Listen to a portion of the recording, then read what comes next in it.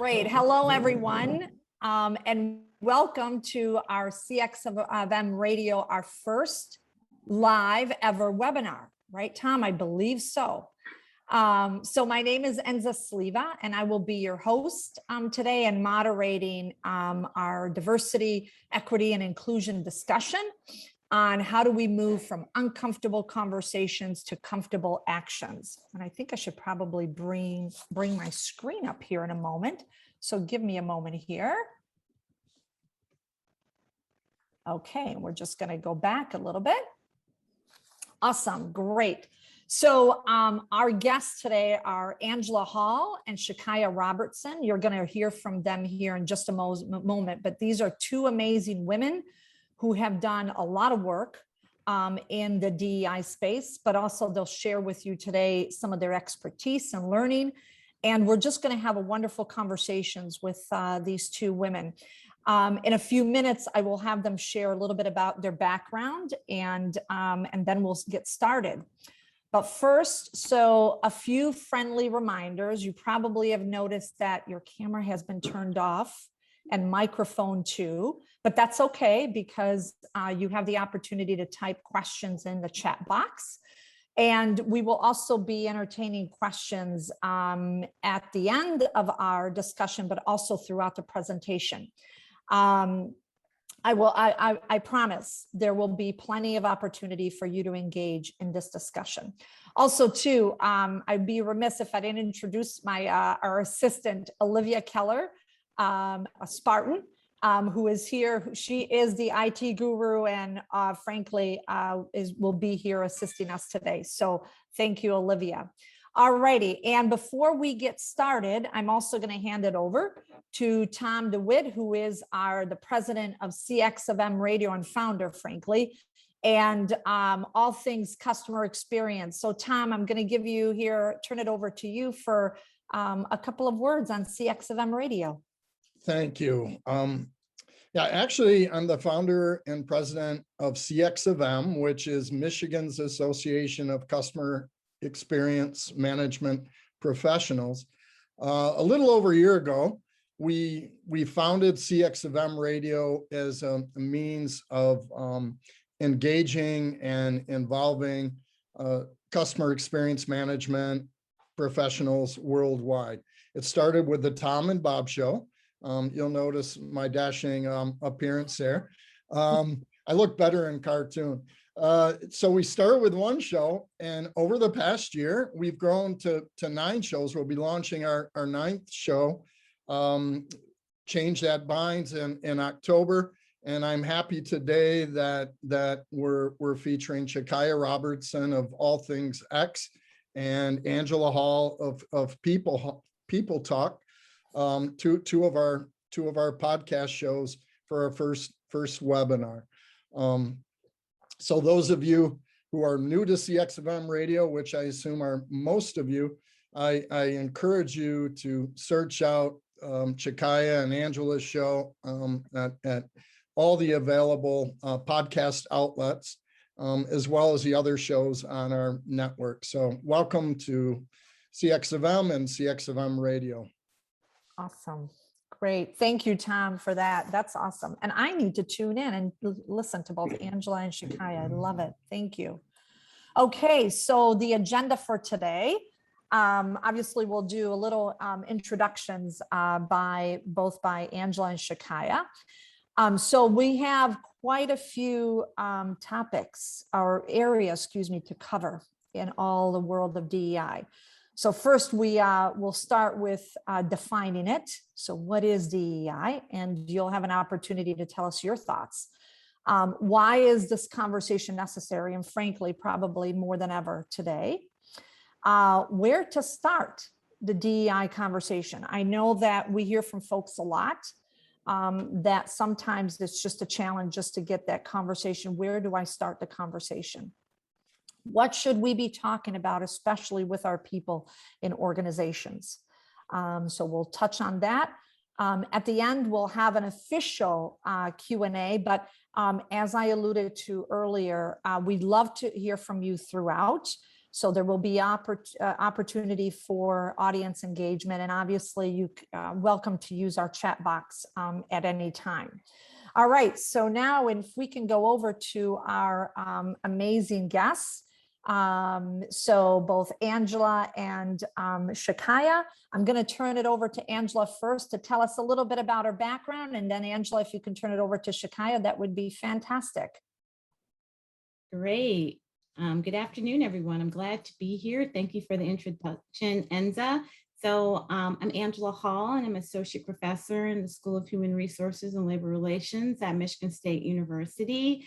I have a background as I have a law degree and a PhD from Florida State, where I was cohorts in a business school with our own Tom DeWitt. I do research on diversity, equity, and inclusion, employee accountability, and I have the MSU Andy Lab, and you spell Andy, A-N-D-I-E, and that's for accountability, non-discrimination, inclusion, and employment. Google us and see some stuff, interesting research projects our lab is doing. And I also do consulting work.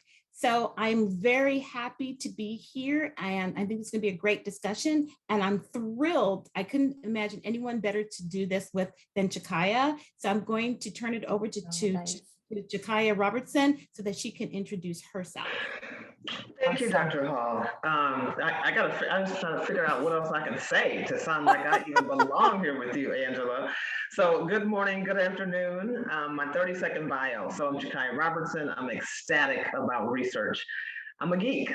And what I really like doing is connecting employee and customer experience. So today it's all about that from a DEI lens. So, you know, I lead the skilling and DEI research for Accenture's talent and organization research team. My specialization is in IO psychology. So I've been looking at this for quite some time, close to 30 years now.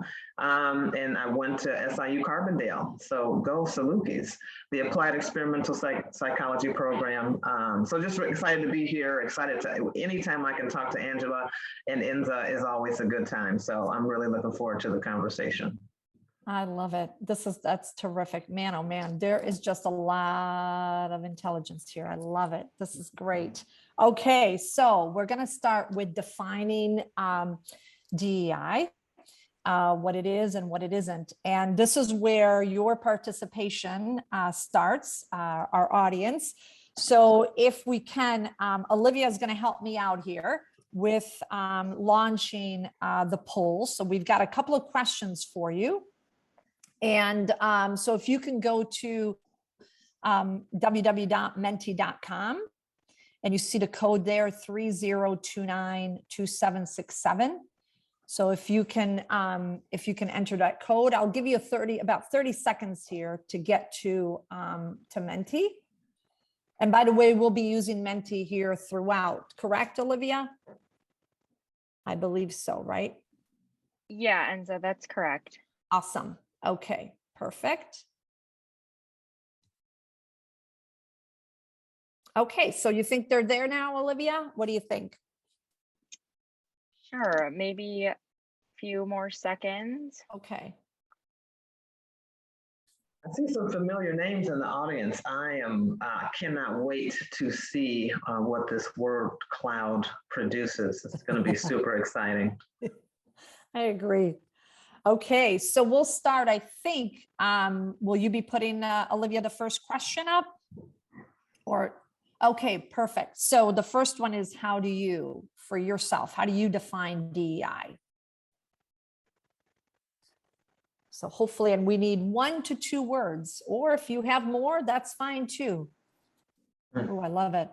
Inclusion, respect, understanding, empathy. Respect, belonging, good stuff. Yep. Acceptance. Yep. I love that word acceptance a lot. Mm-hmm. Inclusiveness, equity. This is awesome. Looks like we're probably going to be preaching to the choir on the call today, but at least we all know what we're here for. So I love it. This is awesome. That's awesome. Culture. That's great. Psychological safety. Yes. Love it. So now this one gets interesting. If we can go to the next question, Olivia. So how does your organization define DEI? So the same 1 to 2 words, and if you have more, that's fine too.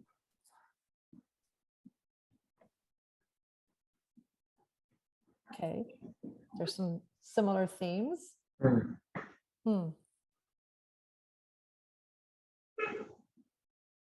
I could be wrong, but I don't remember race coming up on the first word cloud, which is very interesting. Yeah. Demographic aspects of it, like gender and partners. Man, you guys are serving this up so nicely for us. It's interesting that, when it comes to what people hear, because what people hear is how their organization is talking about it. And so it immediately went from equity and respect and things like that to the racial segments or different segments of the organization, which is very interesting. Yeah. Also, you see, like diversity stats, and it makes me wonder, if there's a disconnect where other people are feeling their organizations feel like this is just a box to check off, as opposed to really embracing the notion of promoting an inclusive environment. So it seems like, at least for some organizations, that might be the case. That's right. And how do we bridge the gap between what I think the first word cloud was a bit more kind of macro. It kind of talks about why we're here and why we have to have these conversations. Whereas this one is speaking more about kind of policy, transactional groups of people, which, is very interesting, and understanding how we can bridge that gap, I think, will further DEI efforts that work in organizations and stuff. So great. I think you're already both leaning in. So Angela and Tchicaya, and maybe Angela, you started off on, your thoughts on how maybe we should be defining DEI. Okay, I'm going to break it down into diversity, equity, and inclusion. And Tchicaya, feel free to jump in at any point. Okay. The diversity means like how many differences do you have within the workplace? So I like to say that, I'm an Afro-Latino woman with a disability. And so that if I were in a room full of Afro-Latino women with disabilities, I wouldn't necessarily be diverse under, at least within those three aspects of my identity, right? And so I always say that diversity is a group construct, not an individual construct. A person cannot be diverse. That's the first thing. And then so equity is the notion of being fair, treating people fairly. And there's a difference between equity and equality. Equality means treating everyone the same, but we have to realize that some people need different things in order to be able to be successful. I go back to my own disability. I have a heart problem. I need a chair in the classroom because I can't sit down I can't stand up for 3-hour courses. And so that levels the playing field. So that's the only way to be equitable for someone like me.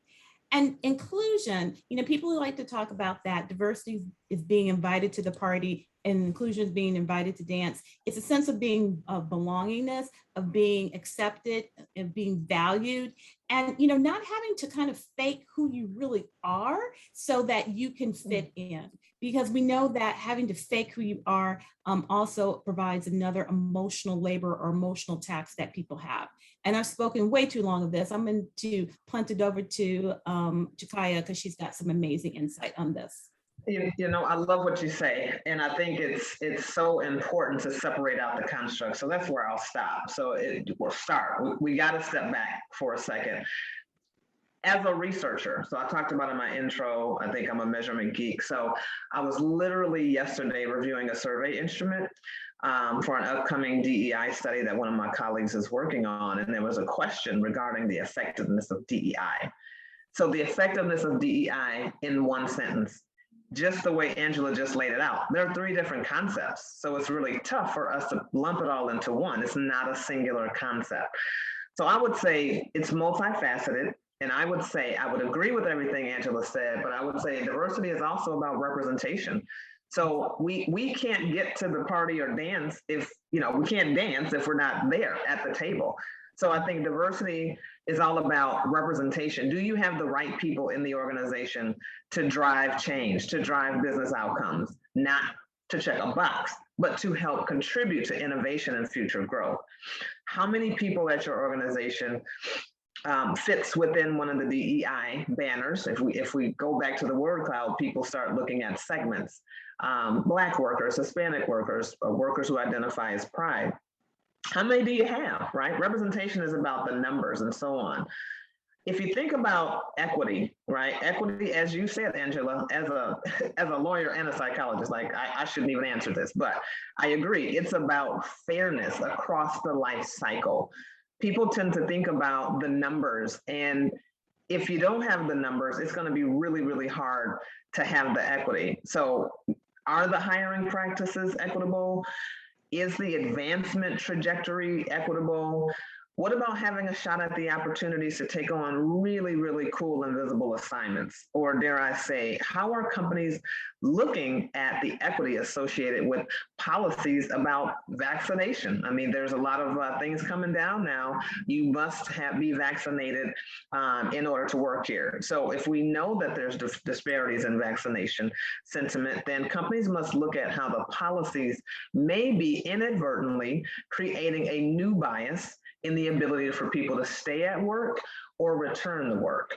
So there was a recent Bloomberg analysis which uncovered the rates that differ across different ethnic groups. And there's a big difference, right? So as of July 2021, around 30 states have vaccinated a majority of their white populations with at least one dose. But due to the growth, and I don't think we think about the growing population among the Asian community and among the Hispanic populations, there was actually a drop in the vaccination rates. So we have to look at this not as a singular thing, but what are the individual segments looking at and how will these policies impact them? When you look at these populations, you have a marked difference. 65% of Asian Americans received at least one dose. 48% of white Americans have received one dose, 41% of Hispanic Americans, but just 36% of Black Americans. What does that mean? Well, if there's a noted disparity in the vaccination rates and HR policies are set to exacerbate these disparities, then that creates inequity in the system. And finally, that we have to contend with. Finally, I would say inclusion is all about creating a sense of belonging, just as Angela said. You can get people in, right? We have to get away from, we can't find the people. But once you get them in, you got to make them feel welcome and included and valued, seen and heard. And I think what sometimes get left out of the equation is that people don't feel respected. So I was really excited to actually see that come up on the word cloud as well. And it's not just respect by senior leaders, but managers and peers and those who are actually working for you. So we have to feel like someone's really in our corner that helps us to advance and grow. Some people think about this as sponsorship, but at the end of the day, inclusion is allowing me, as Angela said, take all of me, take all of the things and the categories that check my box and create a workplace that I feel comfortable in and that I can maximize my potential in. So long answer, apologies, but I think more time should be spent around understanding DEI as we talked about it and not as a singular construct. Yeah. I really just to say, I really love what you said about it's multifaceted. That really has stuck with me. I think that's a great, Tchicaya, that's just a great word because it is very, right. It is complex. It is. Love it. Angela, anything else you wanted to add before we go into go to our next section? No, I think Tchicaya really summed that up really, really well and gave us some great insights. Yeah, awesome. Okay, so now if I can get here we go. This is why I need Olivia. So why is the conversation necessary?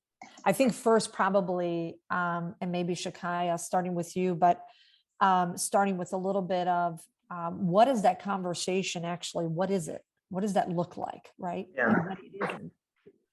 You know what? And here's where I get a little antsy, right? The conversation is not about this year's Heritage Celebration. That's great. But we tend to talk about who are the speakers, what food are we going to have, what traditions are we going to ramp up. These are programs that should continue and should be supported because I think it helps to build inclusion, which at the end of the day is what really keeps people at work. So that's good stuff, but that can't be the only conversation. It has to go further. So the questions that I think is the conversation, is there parity in pay between men and women? Is there parity in pay between women of different ethnicities? Have Black and Hispanic people been given the same opportunities as their white counterparts? Have our differently abled people been accommodated the right way? That the conversation is, what do you need to be successful at work? Are the advancement rates across those who fit into multiple banners, across the globe? They may look and be defined differently, but have you really looked at who's in the workplace and how are we teeing up the opportunities that they have? And ultimately, if we do that right, it has to translate, and it does empirically. We've been researching this, translates to how we serve our customers in the best way possible. So we have to look at time to promotion across the board. I believe those are the conversations that need to be had over and above. What month is the Hispanic, American or Hispanic generally community heritage celebration? We have to start talking about business outcomes. Yeah, great. Angela, if we could go to you for a moment here. So why do you believe that, why should companies care to have the conversation? Like Tchicaya just mentioned, I mean, there's the aspect of, okay, especially if you're a for-profit company, you have the notion that you're there to make a profit.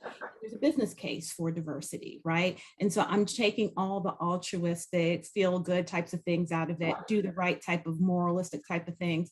But there is the legal reason why, because you don't want to be sued. The fact that people need to have these conversations and understand them also, because there's studies been done from the 90s on that show that people, your best talent, they want to work at organizations which are perceived as fair. Now, people have different aspects of fair, but you're able to attract your best talent when you have an organization that's not looked like as an organization that is, racist, sexist, whatever. Another aspect is that, people who are your employees can also be your customers, and your customers be your employees, or they might switch back and forth between those two.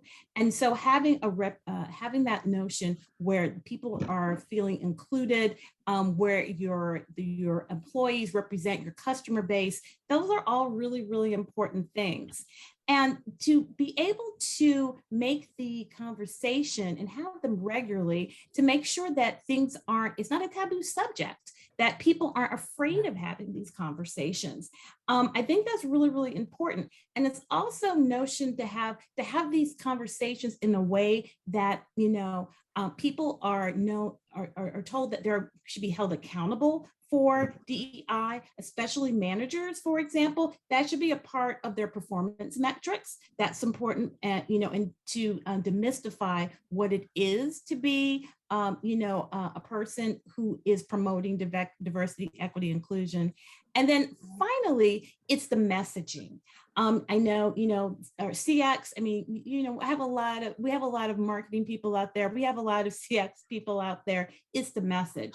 You want to have these conversations in the way that people just don't shut down as soon as they hear it. So you need to have a message that's accessible to people. And so if you can do all of these types of things, you can do things that can promote not only a good workforce, but an organization that is, healthy and can be profitable and can achieve its goals.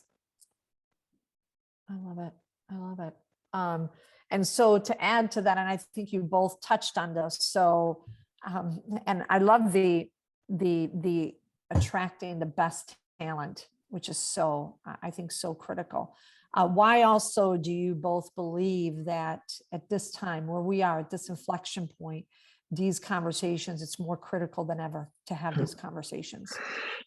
I'll start, and I agree with everything that Angela said. It's critical because if you think about work doesn't get done if there's no people to do it, right?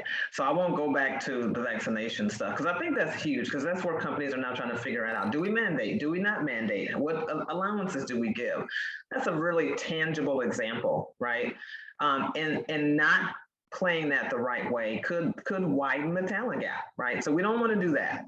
And if you think about right now, the burning platform, if you think about it, is people are leaving work. They're leaving work because they have another way to find income. They're leaving work because they're tired of having to deal with all the things that come with being in the workplace, especially one that isn't inclusive. Yeah. So I really think that we have to think bigger. And I like the way Angela put this. It's not just about a celebration. It's not just about a program. This is business. There's a business imperative. Many have shown the relationships between getting DE&I right in business outcomes. Businesses are more profitable. There's research that's shown that. So the fact that we are still at a place where we have to prove why this is important is super interesting, but it also tells us why we're still here and why we still need to have these conversations, despite the fact that they're waning in the general marketplace. So it's critical now because as long as it's important to make money as a for-profit business, it's always going to be important to get this right. Awesome. Okay, with that then, Tchicaya and Angela, so let's move forward here. So the next really area is where to start the conversation. But before we do that, we've got a quick poll. So if everybody can go to Menti again, and Olivia, if you can bring that up, that would be terrific. It's actually just a poll on here that I'll launch. And Okay, great. So I think the first question is, has your organization started the conversation?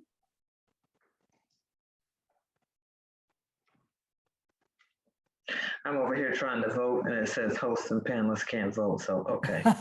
I feel I'm not included, right? This is not an inclusive poll. I love that. What are you seeing, Olivia? Because I'm not. yeah, so, okay, perfect. It looks like we've got everyone just about in. So far, 95% of the audience has said that yes, their organization has started the conversation, and about 5%, so like 2 out of the 42 answers have said no. Wow. So sorry. Wow. Okay, we have one more for you. 1 to 2 words, and this will be right in a chat. You can put this right in the chat, but in 1 and 2 words, what are success factors you believe are for meaningful conversations? What are those success factors? And just go ahead and use the chat. And by the way, you can use the chat at any time for questions and all. So let's see what you're writing in. 1 to 2 words.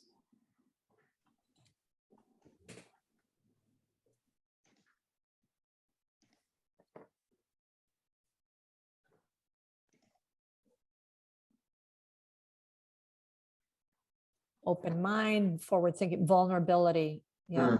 Open mind a lot. Trust, comfortability and trust, comfort and trust, openness, a lot of open, being open-minded, leadership, honesty. Yeah. The CEO leadership demonstrates through action over time. Trust, integrity. The word trust is coming up a lot. Listening and receptiveness. Love this. Open mind again, courage, diverse background, thoughts, ideas, welcoming. That's a great word too. Trust, safe, conscientious. So we're seeing, right, the very similar themes like we did in the first couple word cloud, right? Awesome. So with that, I think it's really important that if we can hand it over to, we'll start with Angela this time. But, you know, how do we get people talking? How do you get that momentum started, Angela? I think it depends on where your organization is along the journey, right? So like at a place like, for example, I work at an institution of higher education. We've been talking about DEI for a while. Before the events of 2020, before George Floyd, before you know, even Black Lives Matter or the pandemic. And so I think that we can have conversations here in most spaces that are very much developed. We can talk about things about like the notion of equality and equity. We can talk about the notion of you know, things that, you know, may be even like budding and a little bit controversial, like to some people, critical race theory and how, you know, people from certain groups may have certain types of advantages. And I, you know, and I have to put a little side note too. I recognize that even as a first generation Afro-Latino woman, I'm in many marginalized groups, but I also recognize that I do have certain privileges too. I'm educated. I lived in a first world country. I'm a professional. So, you know, having discussions of privilege, I think that you can have those conversations here.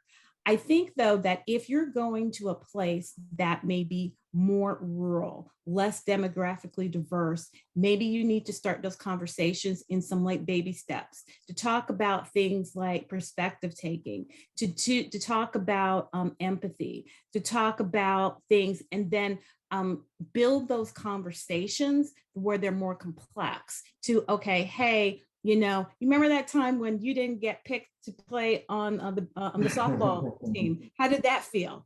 And then, you know, and then try to link those types of conversations. I think it's very important to know your audience, because the worst thing you can do is turn off your audience and then it shuts down. My friend and a person I really, really respect, you really got to look at his research. His name is Frank Dobbin. He's at Harvard, and he always talks about why a lot of diversity conversations or initiatives fail. And it's because they don't know their audience and they're not approaching it right.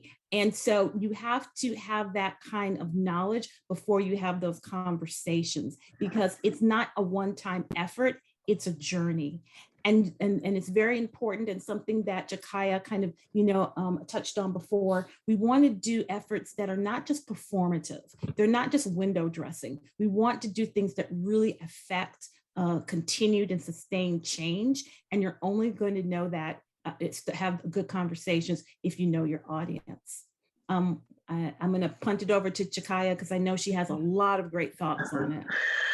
Yeah, the crux of that is know your audience. And a lot of what I do want to talk about for a second here is how we do that and why that's so important. That's why I'm over here being a bobblehead. So I connected, I'm going to go back to the word cloud. I connected with these words the most: vulnerability, honesty, receptiveness, and safe. I really take those to heart when we said, what are the success factors? Without those, there is no success. People have to feel safe that they can have a conversation, right? Leaders have to be receptive to the fact that something is wrong, and people are starting to voice that more than ever before. Honesty, honestly, how are you going to address it? Be honest. What can I do? Because I don't know. Right? And being vulnerable enough to say, I don't know. And I'm gonna go back to something that Angela said. But before that, you mentioned HBO, you mentioned Harvard. They just recently released some stats that basically shows that 4 million Americans, and I'm sorry that it's a little American centric, quit their jobs. That left 11 million jobs open as of July 2022. People who don't feel included are leaving. Right? So how do you get people to talk? And if you want people to work the job that you need to get the revenue, you have to start talking to the people, right? For the first time ever, Black women have higher rates of starting businesses compared to white men and white women, according to an article that HBR released.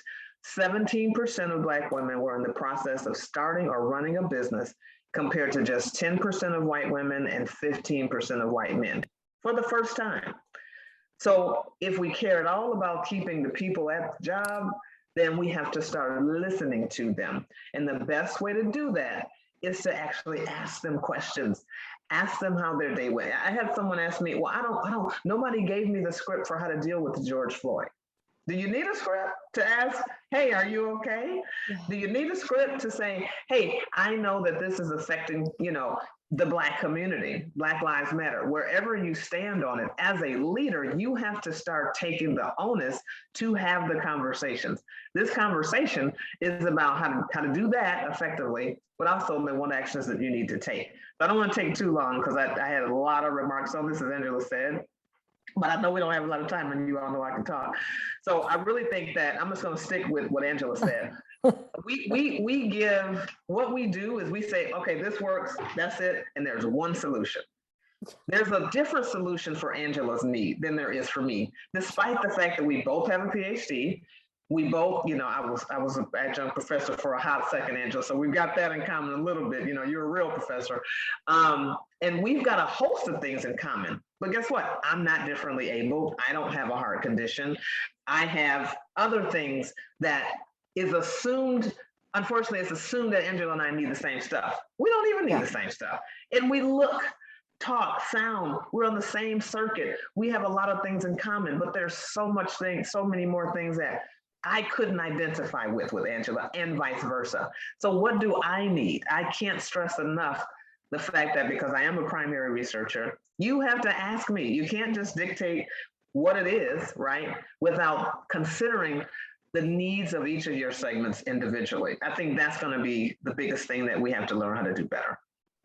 Awesome. So this goes perfect into the next area, which is what should we be talking about, right? With our people, with colleagues, friends, frankly, anybody, even family, because we have an opportunity, right, to educate all the folks around us. So before we do that, we're going to launch another poll.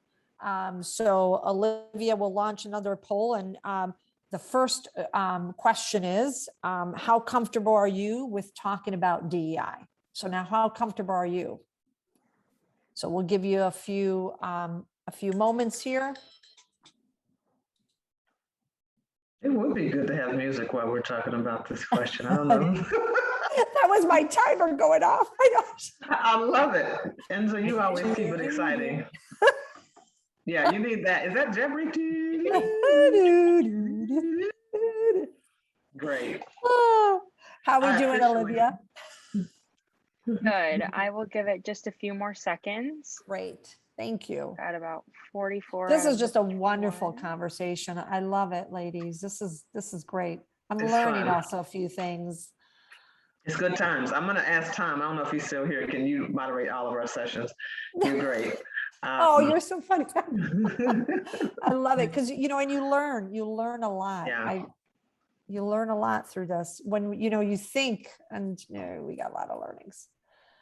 It sounds like you've been promoted. You're the permanent, you're the permanent webinar moderator now. Oh, yes, absolutely. Oh my goodness. So line up all your second Wednesdays of every week.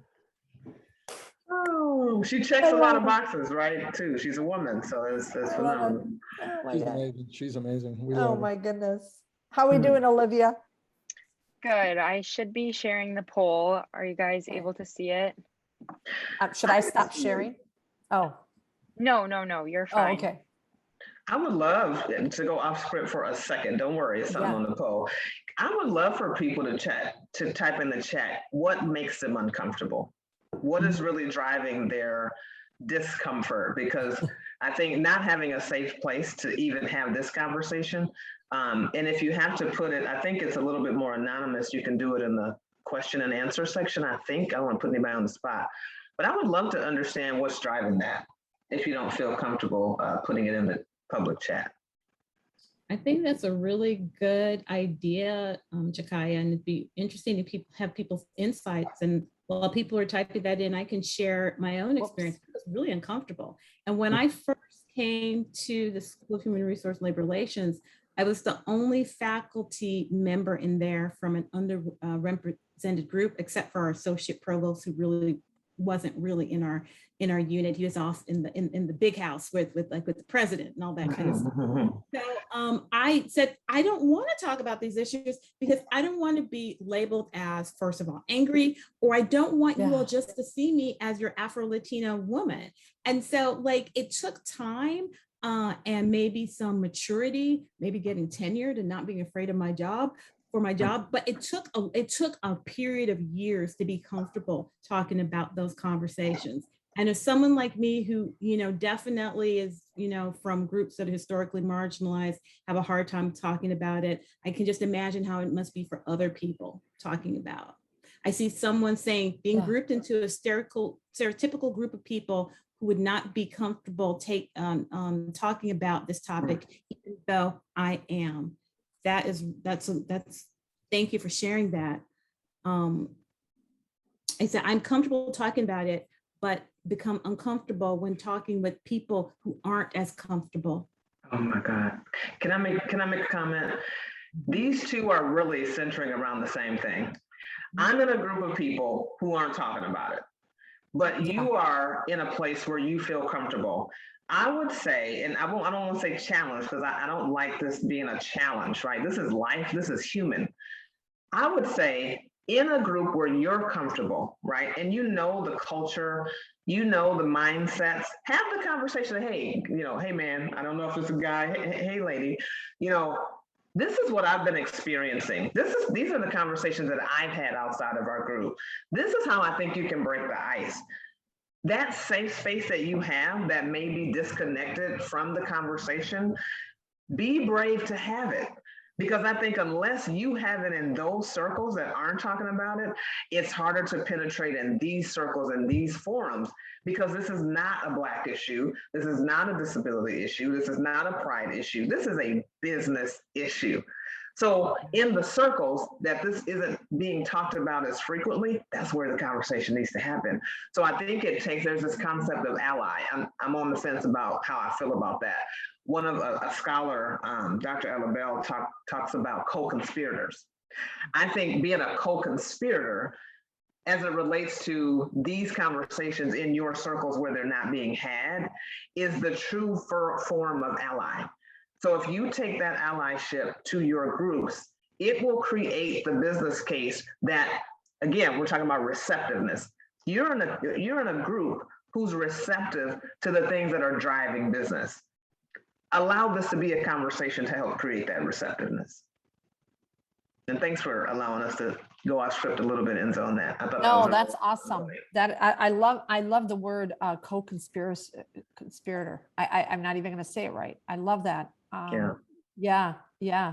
I think that is such a powerful word. Let me see here. We have another poll. Now, this is also because we still need, right, our leadership.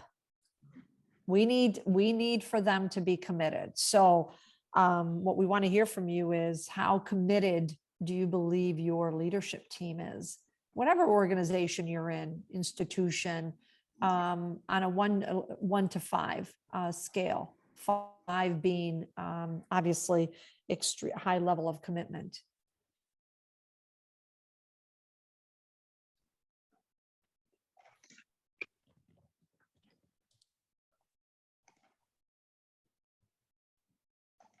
How are we doing, Olivia?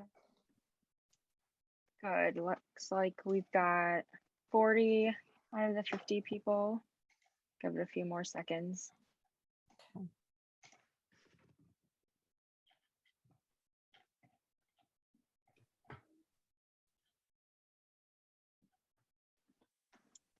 Okay, I'll go ahead and end it and share the results. Mm-hmm. Interesting. Yeah. So I'm gonna see if I can do math in my head. So a third of the folks rated this 1, 2, or 3, meaning there's no commitment from the leadership team. Okay, that's why we're here, right? It starts at the top. If there's no commitment from the leadership, why on earth would you expect your senior leaders, your people leads, people that really are responsible for people's well-being? How on earth does that get accomplished when leadership hasn't made any commitments? You look at the if you look at C-suites, if you look at top management and you see the lack of diversity, whether it be gender, ethnic, or people who are the LGBTQIA plus community, immigrants, people from religions that were historically marginalized or minoritized. And then you think about, like, if you have such a monolithic top management, that's going to permeate through the organization. And I talked about Frank Dobbin, one of my favorite diversity researchers, and he said one of the best things you can do to have an organization is to have a diverse leadership team, because not only does it show that leadership is committed to having diversity, that they've promoted diverse populations into their rank. People from a variety of backgrounds will have typically more commitment to the cause of promoting it. Plus, you model behavior. I can't tell my kid not to eat ice cream for dinner if I'm sitting there eating a chocolate sundae, right? And I can't tell other people, hey, you need to be committed to diversity. You need to do these recruiting practices. You need to have an inclusive environment, if I'm not doing that as well. And I think something that a lot of people don't think about as often as they should, the demographics of these United States, and I hate to be so US focused, are changing. I mean, by like 2060, non-Hispanic whites will be a minority group. And so if we continue to make it so that people of color, people of, different types of, historically marginalized groups are not promoted, you're not going to have people there who have the skills and the experience to do the jobs that you need to do. I talk about, and you see that even in the university setting, so many women are going to college versus men and completing. But yet these women aren't staying in the STEM fields because they don't feel included. Well, then who's going to be the engineer? I like getting that new iPhone. I like driving on a bridge and it not falling down because there's a civil engineer who's inspecting it. We need to have this. And so if we have to be thinking about tomorrow and how that's going to be. So, not only should we be thinking right now today as a business decision, but also in the future as a business decision and as a societal type of decision. Let me just pick up on that just real quick. And I know we probably have to cut all the stuff we got coming short, but when you think about inclusive design and product development, because when you said engineer, that woke me up in some areas. So there's this app that I talk about sometime. I'm not going to call it an app because that'd probably get me in trouble, I'm sure. But there's an app that turns you from a real person to a cartoon. And so when I look at the app, and I'm like, oh, I want to see what I look like as a cartoon. I'm like Enza's color. It takes my picture and it returns me as Enza's color. Like, I'm a proud Black woman, right? I don't look like Enza. Why is this app showing me? So I think we forget when I'm not in the room of engineers developing these apps, the sensitivity of that and what I feel as a customer. As a result of that, I'm not going to use that app. I'm not going to support, suggest, recommend that app. And so I don't know that, this is where the rubber hits the road. If we don't have that type of sensitivity, what does that go back to? If the people that are developing apps don't come from the communities that you want to use the app, you will have the unintended consequence. And then of not having people adoption. Why? And then you're in a room. Then you hire us researchers and say, why aren't people using the app? Well, there was no inclusive design. There was no considerations of inclusivity when you tried to determine how to make me a cartoon, but you gave me Enza's face. And it's just as practical as that. It's the bias in tech that, again, that's how business impact is eroded. So on that, because of time, and this is an awesome conversation. I wanna take a question from the chat from Rasmina.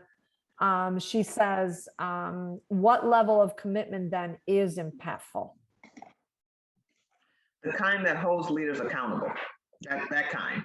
Because if you don't, if you haven't achieved your diversity goals, again, we're back to the first, right? This is just diversity, not equity or inclusion. Yeah. The kind that's impactful is the kind that ties compensation. And I can't remember, the company was doing some research on, how far a company's going to make sure that DEI has accountability. Well, your compensation package should be tied to it. I agree. Things that you care about should be tied to achieving these goals.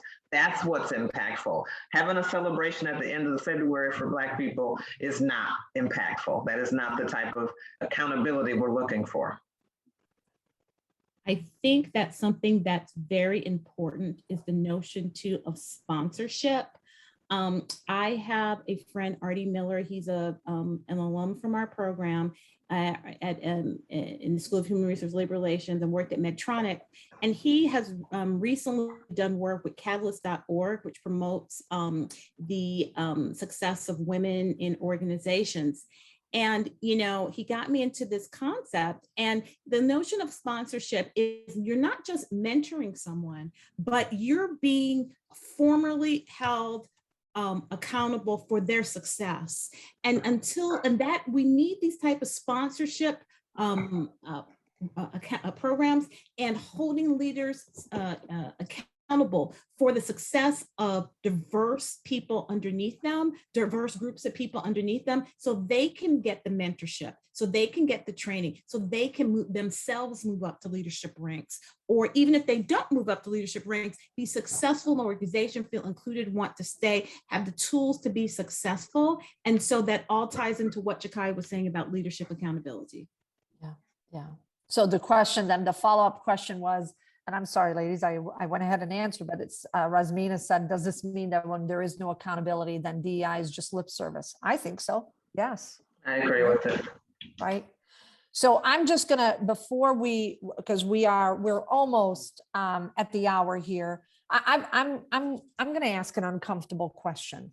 So if I may, how do we bring along white people, right? White people who are these days sometimes, I think, I don't know if they feel threatened, but how do we bring up and not to always come down on the white male, but how do we bring them along on this journey? You want to tackle it first, Angela, or would you like me to? I'm gonna jump in. I have found, and the research supports, that the way to bring people in who don't identify as a marginalized group is to give them contact with people from different types of group, make them be accountable for the success of diverse groups of people, having formal mentorship programs, and the notion of, being able to get to know someone as a human being, not just as a demographic, can get people a long way. And there's really, really, really, really good research that supports that. And another thing is to approach things in that I'm not saying that you're a bad person, that I'm going to vilify you, but I want to, at least at this point in time, I want to educate you. I want to give you the opportunity to expand yourself. And I mean, sometimes you have to vilify people who've done bad things, but approaching it from the notion of, I want to teach you skills and how to be, to have empathy, to gauge a perspective taking is very, very important. But you have to be careful about that, because there's some studies that have shown that if you have people look at through the eyes of another group, that sometimes they go, wow, I can see why that group doesn't like me if they really think I'm doing this, this, and this. So really thoughtful types of ways where you can ask people to look through the eyes of other people, and contact is very important. And I'm going to shut up because I know that Tchicaya has some great thoughts on this topic. I love that. Right. I just two thoughts I want to make. How do we bring white people along was the question. Know this, there's enough room for everybody. Giving me a shot doesn't take away yours.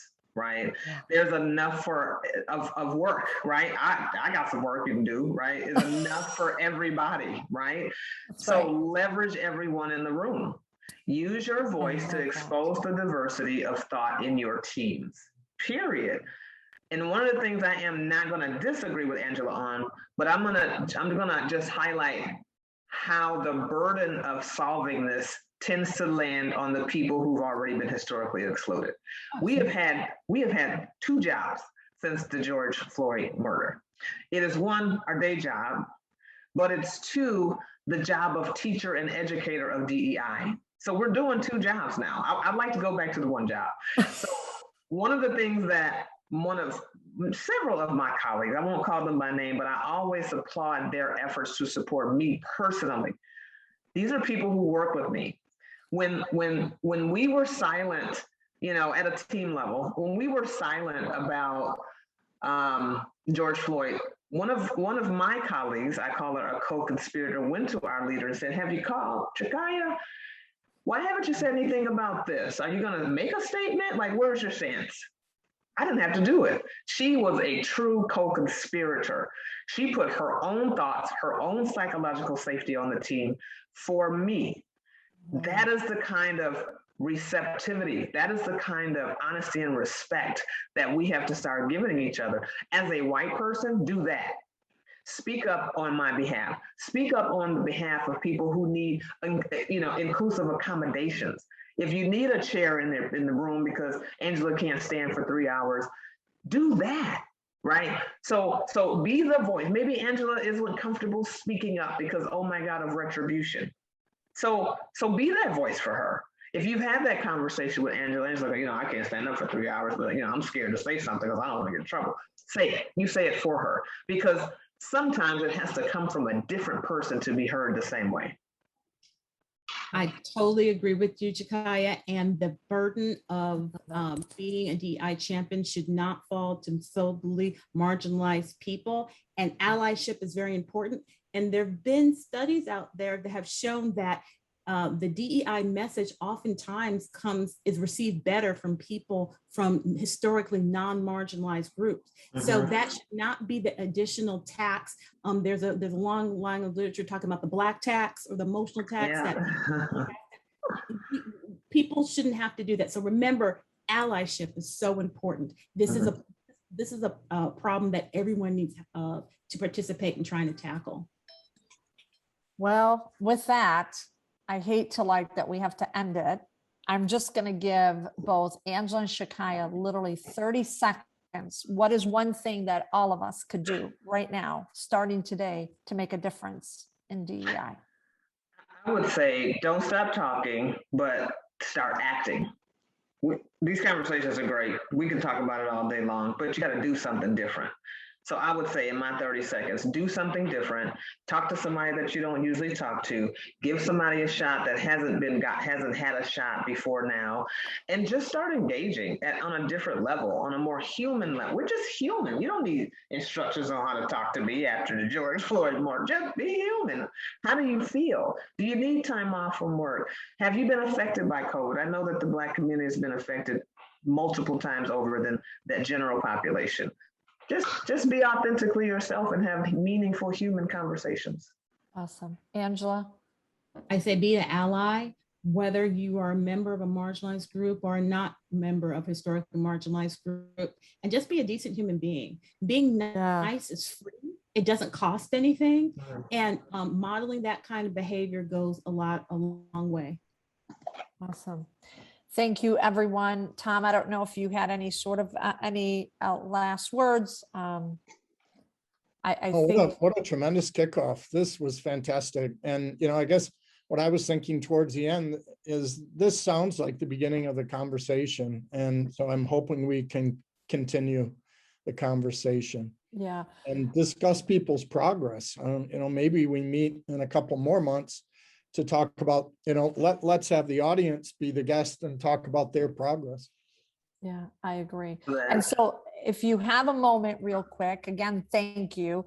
Olivia will launch just one final poll, and we just want to know how comfortable you're now with having that conversation. So, with that, we'll end here in about, we'll close it off in about 30 seconds. Thank you. Thank you, Enza. Thank you, Olivia. Thank you to Tchicaya, and thank you so much, Tom. Ditto. Thanks to everybody in town for your vision. Yeah, Everybody, thank you. You guys, this was a wonderful conversation. Audience, thanks for being here. Thank you. Absolutely. Yes, thank Just remember, you. we're going to have a webinar every month on a different topic. So you'll be hearing from us. Well, we hope to see you next month. Awesome. Thank you. Great. Nice job, Thank ladies. you. That was Thank you. amazing. All right. That was amazing. Bye-bye. Thank Thanks. you. Bye. I have to run. Thanks, guys. Yep, thanks.